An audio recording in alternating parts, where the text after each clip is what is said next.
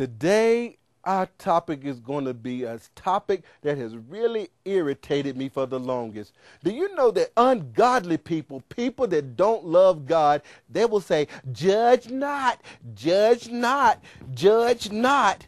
And they don't even know the scriptures, but they can take Matthew chapter 7, verse 1, and when we tell them the truth of the gospel, they say, judge not. Well, let me tell you one thing. If somebody can take Matthew chapter 7, verse 1, then that gives us the right to take all the other chapters in the book of Matthew and tell them the gospel truth. But here's the problem.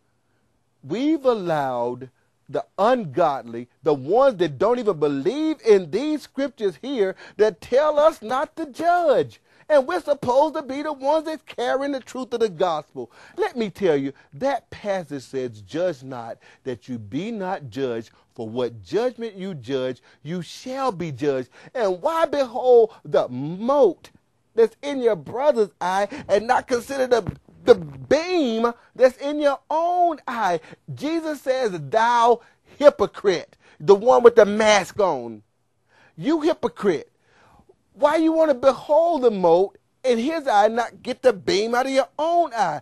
First, get the beam out of your own eye. And then he says, you can see clearly how to get the mote out of your brother's eye. What he was doing is teaching you how to judge, not to be hypocritical in your judging. If you think I'm lying, look at the 13th and 14th verses of that 7th chapter when he tells you to beware of false prophets that come to you in sheep clothing. Inwardly they are ravening wolves. You will know them by their fruit. But what else did Jesus say about judging?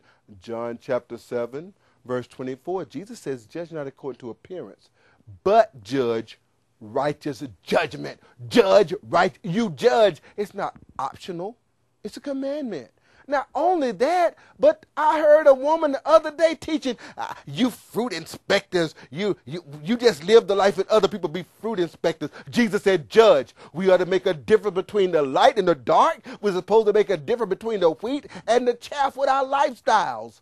However, Paul taught that in the Corinthian church, there was a man, yes, there was a man in there that had sex with his father's wife. The Bible talks about sex.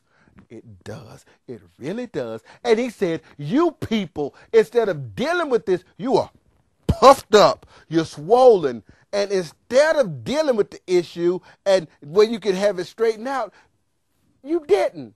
And when you get to the 6th chapter of that book where Paul said, I already judged because, I'm not there, but I'm a man of God. I've dealt with it. Listen to what Paul says about judging. 1 Corinthians chapter 6, look at the 5th verse. Paul says, I say this to your shame. Is there not a wise man among you? No, not even one who will be able to judge between his brethren.